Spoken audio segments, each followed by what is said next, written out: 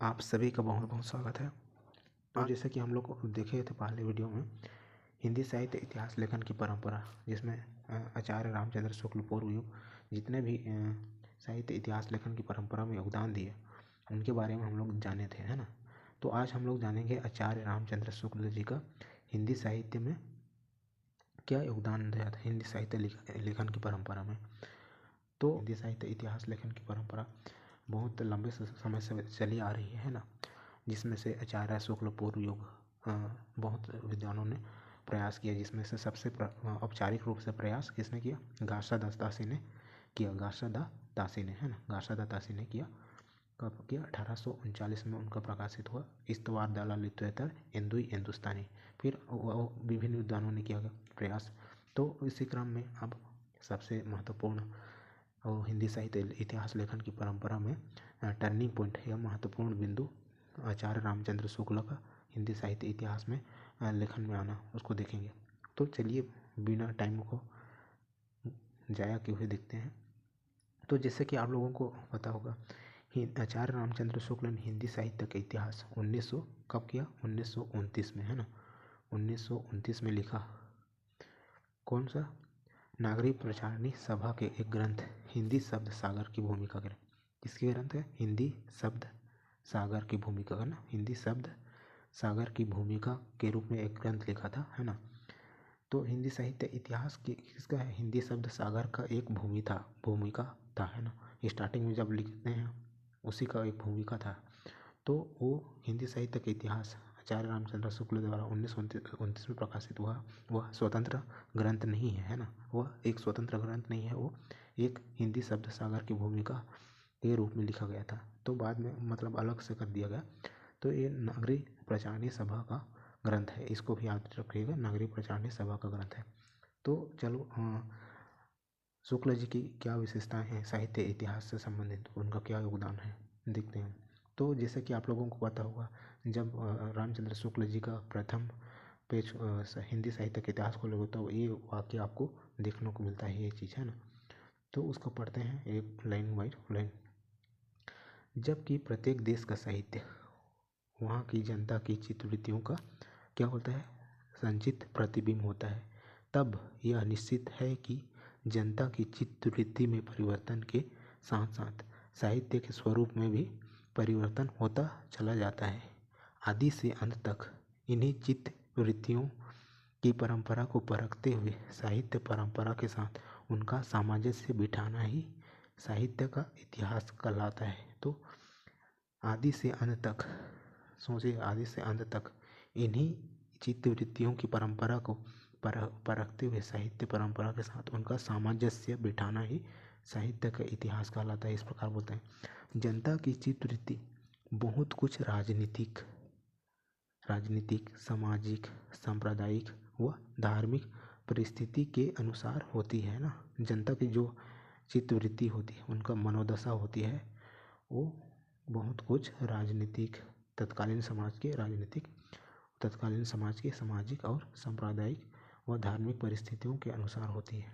तो इसमें मुख्यतः 4 बिंदु अंतर्निहित है, समझ सकते हैं। इसमें कौन कौन से हैं? इसमें जो प्रत्येक देश का साहित्य वहाँ की जनता की चित्तवृत्तियों का संचित प्रतिबिंब होता है ना।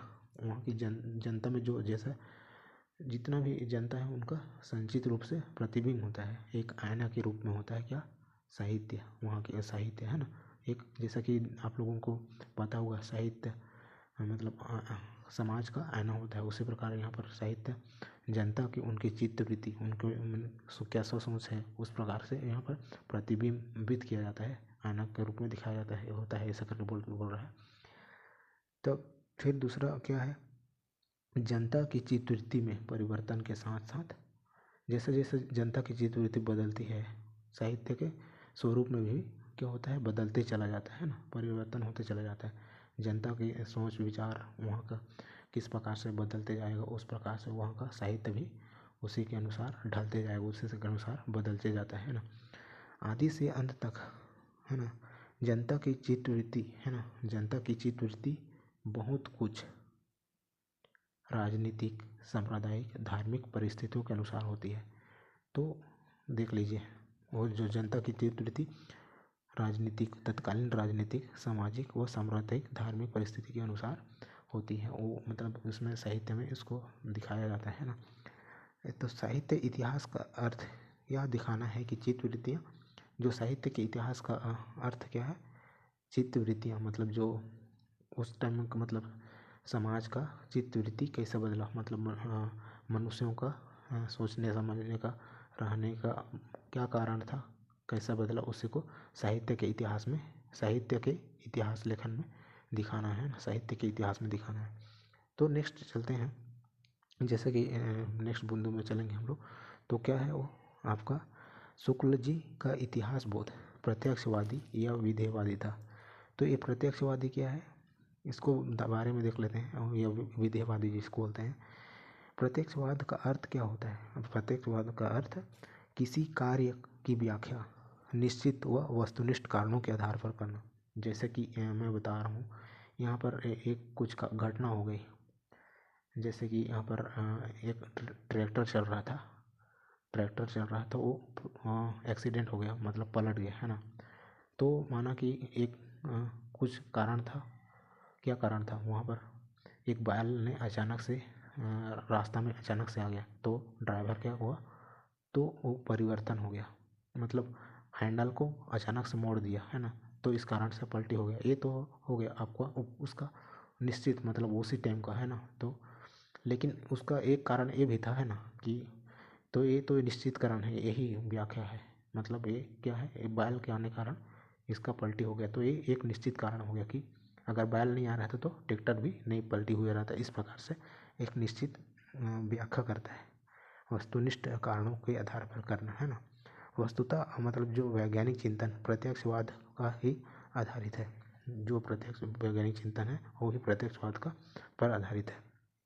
तो इस प्रकार जैसे कि यहाँ पर देखेंगे कि प्रत्यक्षवाद का सर्वप्रथम उपयोग किसने किया, उसको भी देख लेते हैं। प्रत्यक्षवाद का प्रयोग सबसे पहले किसने किया, एक है मतलब पश्चिमी चिंतक तेन, है ना, तेन है पश्चिम के चिंतक थे, कौन थे, पश्चिम के चिंतक तेन थे, है ना। तेन ने इसका प्रयोग किया और उन्होंने साहित्य के इतिहास लेखन में प्रथम बार इसी का प्रयोग तेन ने किया।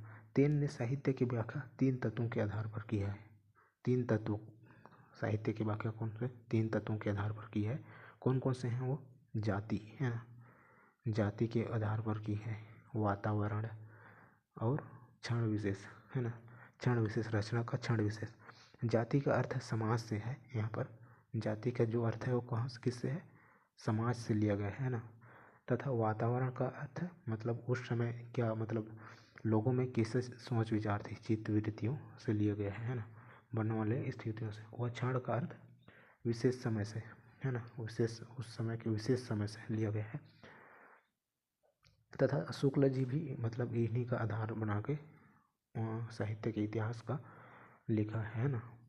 तो आगे चलते हैं, उनका क्या विशेषता है शुक्ल जी का, तीसरा पॉइंट के रूप में देखेंगे हम लोग। तो यहाँ पर शुक्ल जी ने वैज्ञानिक दृष्टिकोण का प्रयोग कर साहित्य इतिहास में आने वाली काल विभाजन व नामकरण की समस्याओं को लगभग पूर्ण समाधान कर दिया, है ना। पूर्ण लगभग बोल रहे हैं यहाँ पर, लगभग को भी याद रखिएगा, पूर्ण समाधान कर दिया। तो जैसा कि आप लोगों को पता होगा या नहीं पता होगा तो इसे देख लीजिए। हिंदी साहित्य का इतिहास 1929 में रामचंद्र शुक्ल जी ने लिखा, यह प्रकाशित हुआ, है ना। उसमें 1000 लगभग 1000 समय को कितने कालों में बांटा, 4 कालों में विभाजित कर दिया, है ना। 4 कालों में कौन कौन सा काल है, तो सबसे पहले आपका वीर गाथा काल आता है, वीर गाथा काल, है ना, कब से कब तक है, 1050 से आपका है 1375 तक, है ना, 1375 तक। तो फिर उसके बाद कौन सा आता है आपका भक्ति काल, भक्ति काल कब तक आता है, भक्ति काल 1375 से 1700, है ना, 1700 तक आता है। फिर उसके बाद रीतिकाल आता है, रीतिकाल कब से कब तक है, रीतिकाल है आपका 1700 से 1900, है ना, 1700 से 1900। फिर आधुनिक काल या गद्य काल भी बोलते हैं, वो अब 1900 के पश्चात आता है ना। तो इस प्रकार उनका तो काल का विभाजन कर दिया, जैसे कि देख रहे हो 1375 तक, यानी कि 1050 से 1375, फिर 1375 से 1700, 1700 से 19 तक, फिर 1900 के पश्चात है ना अद्यतन।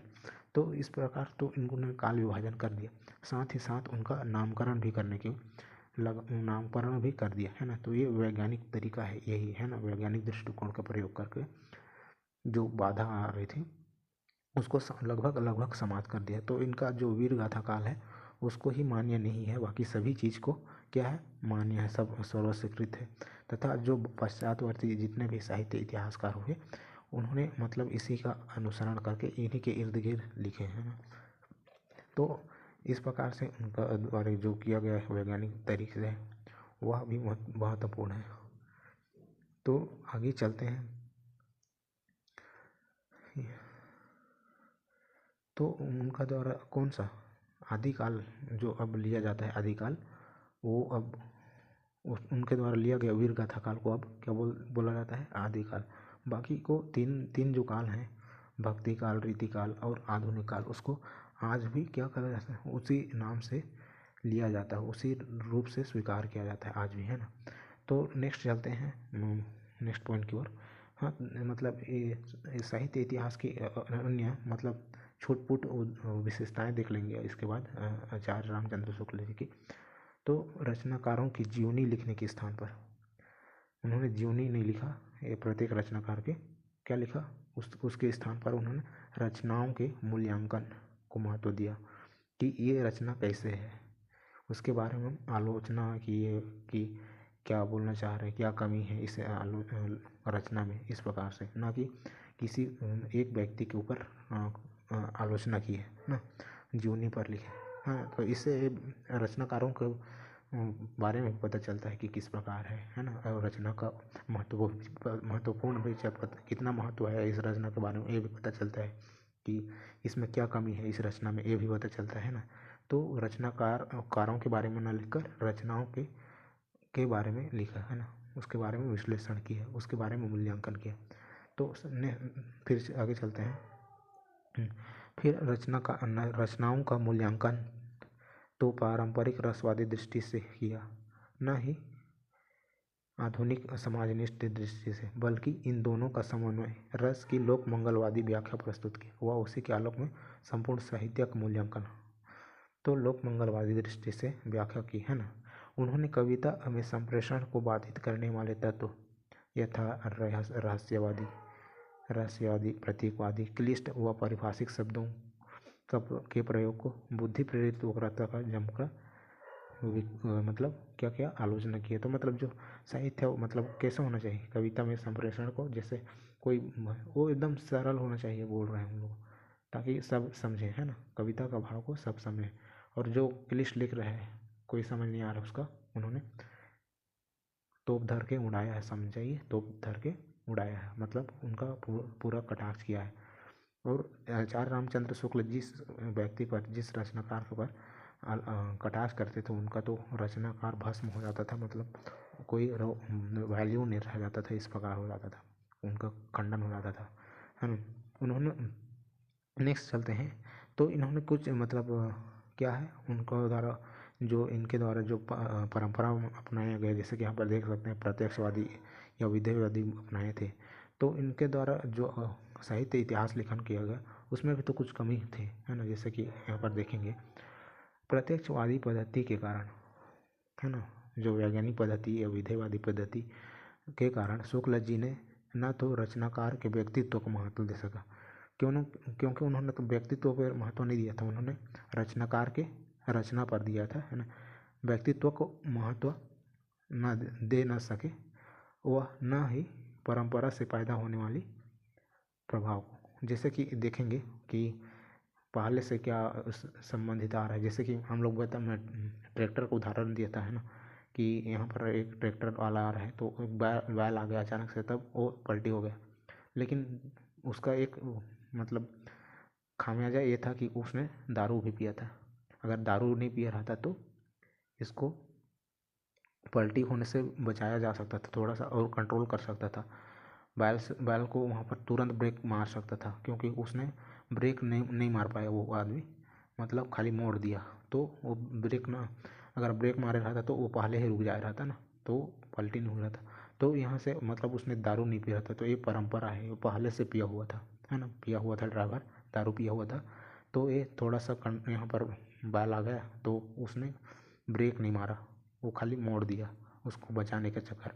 अगर दारू नहीं पिया हो रहा था तो ब्रेक मार दिया रहता, वो यहाँ पर गाड़ी भी नहीं पलटे रहता और बैल को भी नहीं पड़े रहता। तो ये है परंपरावादी दृष्टिकोण से देख सकते हैं, मतलब जो पहले से परंपरा वो दारू पी के आया था तो एक्सीडेंट की संभावना क्या हो जाती है, बढ़ जाती है इस प्रकार से। तो यहाँ पर भी वही है कि वो महत्व दे न सके, है ना। तेन के दृष्टिकोण का खंडन, जैसे कि पश्चिमी विद्वान जो तेन था, है ना, तेन का खंडन जिस प्रकार हडसन ने किया, ये भी पश्चिमी विद्वान थे, उसी प्रकार शुक्ल जी का खंडन आचार्य द्विवेदी ने किया। यहाँ पर देखेंगे तो आचार्य रामचंद्र शुक्ल जी का खंडन हजारी प्रसाद द्विवेदी ने जमकर किया, है ना। परंपरा के प्रभावों को सामने रखा, आचार्य हजारी द्विवेदी ने परंपरा के जो प्रभाव थे उसको भी सामने रखा। आचार्य द्विवेदी ने, आचार्य प्रसाद द्विवेदी ने दिखाया कि कबीर की कविता पर आदिकाल की सिद्धनाथ परंपरा का प्रभाव है, जबकि सूरदास पर विद्यापति व जयदेव की परंपरा का सीधा प्रभाव देखा जा सकता है ना। तो जैसे कि आप लोगों अगर हिंदी साहित्य का इतिहास पढ़ेंगे आचार्य रामचंद्र शुक्ल का, तो उन्होंने सिद्धों और नाथों की जो वाणियाँ हैं उसको भी मतलब आदिकाल के अंतर्गत नहीं समाहित किया गया है। तथा जो वो क्या बोलते हैं कबीर दास हैं, भक्ति काल के महान नायक, है ना, उनके द्वारा जो भक्ति से संबंधित रचना है, उनके वाणी हैं, उनका जो तेवर है, उसके बारे में बोले हैं कि वो तत्कालीन समय में ढूंढने की कोशिश किए हैं, है ना। क्योंकि उन्होंने तो नात वाणियों का अपना मतलब अपने में क्या किया था, उसका गुण को लिया था कबीरदास ने, तो उसी का प्रभाव वो उसमें पड़ता है, लेकिन उन्होंने उसका नहीं दे पाया, है ना, परंपरा से जो उत्पन्न हुई थी उसको नहीं दे पाया। और सूरदास व विद्यापति का जयदेव की परंपरा का सीधा प्रभाव है। तो उन्होंने मतलब विद्यापति को क्या बोल दिया है, सिंगारी मान दिया है, सूरदास पर सिंगार मतलब वो मान दिया है, जयदेव की परंपरा कृष्ण वाला संबंधित है। तो प्रत्यक्ष बात के प्रभाव में शुक्ल जी की हर बड़े घटना क्या व्याख्या केवल विभिन्न परिस्थितियों के आलोक में की, जैसे कि भक्ति काल का उद्भव, इस्लाम की प्रतिज्ञा को प्रधान कारण बताया, है ना। संत काव्य में सगुण विरोधी दृष्टिकोण पर इस्लामी एक शुरुआत का प्रभाव माना हुआ, सूफियों के प्रेम काव्य को फारसी परंपरा की व्याख्या की मसनवी शैली का मतलब जो है कि स्टार्टिंग में किसको करते हैं, भगवान की स्तुति करते हैं, वो तत्कालीन राजा की मतलब उसमें वर्णन करते हैं, उसे के प्रभाव के रूप में व्याख्यायित किया। आगे द्विवेदी और नारायण देवसाई ने इसका क्या किया, खंडन किया।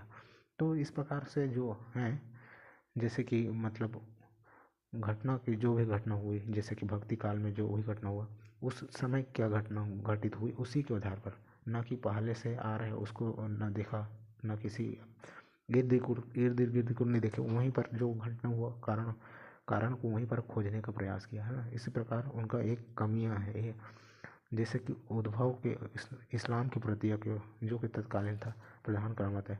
संत काव्य में सगुण विरोधी दृष्टि एक ईश्वरवाद को माना, है ना। तो ये सब इनकी कमियां हैं, और भी कमियां एक दो हैं, जैसे कि आचार्य शुक्ल ने प्रबंध काव्य, सगुण काव्य, लोक धर्म आदि के प्रति एक आग्रहपूर्ण दृष्टिकोण बनाए रखा, जिसका परिणाम यह हुआ कि वे न तो मुक्तक परंपरा का समुचित मूल्यांकन कर सके, न छायावाद जैसे प्रतीकात्मक काव्य का, और न ही कबीर जैसे निर्गुण कवि का, है ना। कहीं कहीं उन्होंने इन आग्रहों को इतना बढ़ाया कि आदिकाल का संपूर्ण बौद्ध व जैन साहित्य के क्षेत्र से ही बाहर हो गया। देखिए बताया था ना मैं। तो इस प्रकार से उनका जो दृष्टिकोण है थोड़ा सा कमी भी है इसमें, लेकिन उन्होंने जो साहित्य के इतिहास लेखन किया उसमें बहुत कुछ आज भी स्वीकारा जाता है। उनका जो साहित्य इतिहास है वो महत्वपूर्ण है, क्योंकि उन्होंने हिंदी साहित्य के इतिहास के लेखन कार्य में बहुत ही महत्वपूर्ण योगदान दिया है। तो दोस्तों आज के लिए इतना ही है ना। नेक्स्ट वीडियो में देखेंगे आचार्य हजारी प्रसाद द्विवेदी जी की हिंदी साहित्य इतिहास लेखन की परंपरा में योगदान। तो थैंक यू।